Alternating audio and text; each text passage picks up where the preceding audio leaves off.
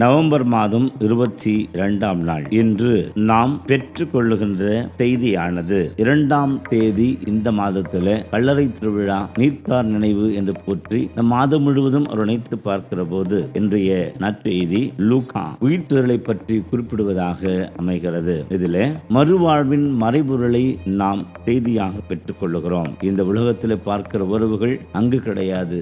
அங்கு நாம் வேற்றூறு பெற்றவர்களாக நம்முடைய வாழ்வு அமைகிறது என்றும், மேலும் உயிர்த்தெழுதலில் இறைவன் நமக்கு வெளிப்படுத்துகிற செய்தியை இயேசு ஆண்டவர் தெள்ளந்தெளிவாக சொல்லுகிறார். அவர் இறந்தோரின் கடவுள் அல்ல, மாறாக வாழ்வோரின் கடவுள். ஏனெனில் அவரை பொறுத்தமட்டில் அனைவரும் உயிர் உள்ளவர்களே. இந்த உலகத்தில் வாழ்கிற நாம் ஒரு காலம் கடந்த பிற்பாடு மரணத்தை நாம் எதிர்கொள்ளுகிற போது அதோடு வாழ்வு முடிந்து விட்டது என்று சொல்லி உலகம் சொல்லுகிறது. ஆனால் இறப்பிற்கு பிறகும் இன்னொரு வாழ்வு இருக்கிறது.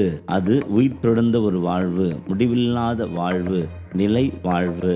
ஆகவே நாம் வாழ்வு மாற்றம் காணுகிறோம். எனவே இயேசு ஆண்டவர் சொல்வது போல நாம் கடைசி வரை வாழுகிறவர்கள், உயிரோடு இருக்கிறவர்கள். ஏனென்றால் நான் நம்புகிற கடவுள் உயிருள்ளவராக இருக்கிறார். இன்று நம்முடைய வாழ்வில் இந்த உண்மையை நாம் உணர்ந்திருக்கிறோமா? பல நேரங்களில் இப்படிப்பட்ட செய்திகள் யாரெல்லாம் பார்த்தது என்று சொல்லி சில பேர் கேலிக்குத்தாக கேள்விகள் கேட்கலாம். ஆனால் நம்பிக்கையாளர்களுக்கு இதுதான் என்னுடைய நம்பிக்கை என்று சொல்லுகிற அளவிற்கு இன்றைய நற்செய்தியின் செய்தி அணித்தரமாக நமக்கு சொல்லப்பட்டிருக்கிறது. இன்றைய வினாக்களாக உயிர்த்தெழுதல் குறித்த என்னுடைய புரிதல் என்ன? அடுத்து விண்ணக வாழ்வை உரிமை பேராக்கிக் கொள்ள நான் எத்தகைய வாழ்வை வாழ்ந்து காட்ட வேண்டும்? சிந்திப்போம். ஆமென்.